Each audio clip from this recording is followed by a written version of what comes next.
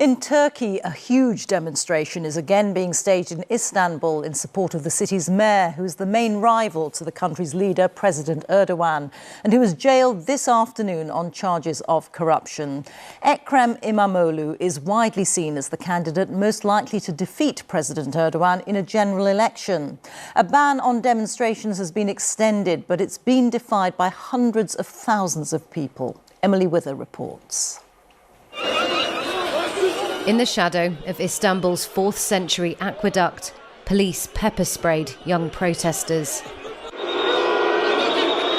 Many of the young here have only ever known the rule of one man.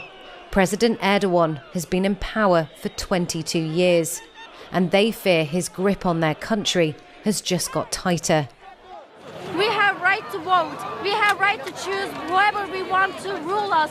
But he is taking that right from us today. We want democracy. We want the people to choose the elected. And we want the free will to choose who we want without them being imprisoned. Outside the office of the jailed mayor, Ekrem İmamoğlu, their calls for justice were met again by the force of the state.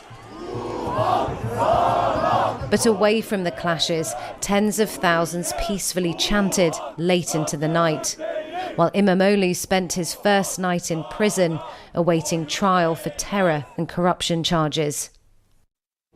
The protesters that you see here have defied a government ban. It's their 5th night out protesting, and they say that they're prepared to keep coming out onto the streets despite the police crackdown, despite the threat of arrest, because they feel that they're fighting for the future of their country's democracy. That's why in towns and cities across the country today, millions of Turks patiently waited in long lines to cast a symbolic vote in support of İmamoğlu. This, they say, is what President Erdogan feared the most, an election against this popular mayor. The government denies that investigations are politically motivated and says its courts are independent. But many Turks have lost faith in the system.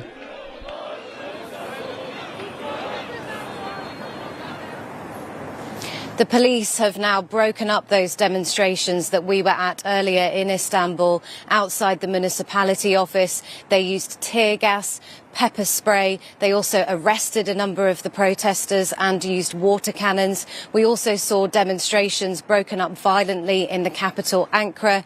Meanwhile, the opposition say that in that symbolic vote that they held today, over 15 million Turks turned out to cast a symbolic ballot in support of the detained mayor, Ekrem İmamoğlu. Thank you very much. Emily Wither reporting there.